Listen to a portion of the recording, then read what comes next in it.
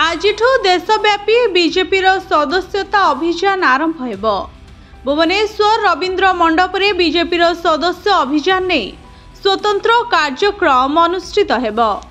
एही सदस्यता अभियान कार्यक्रम रे मुख्यमंत्री मोहन चरण माझी, दुई उप मुख्यमंत्री केवी सिंहदेव और प्रभाती परिडा, बीजेपी समस्त विधायक, सांसद, वरिष्ठ कार्यकर्ता, पदाधिकारी जोगदेई पुणी थरे बीजेपी सदस्यता ग्रहण करिवे। प्रति 6 वर्षरे थरे बीजेपी सदस्यता पुनः पंजीकरण होइथाए। एहाकू बीजेपी देशव्यापी कही सदस्यता अभियान प्रक्रिया आरंभ होइथाए।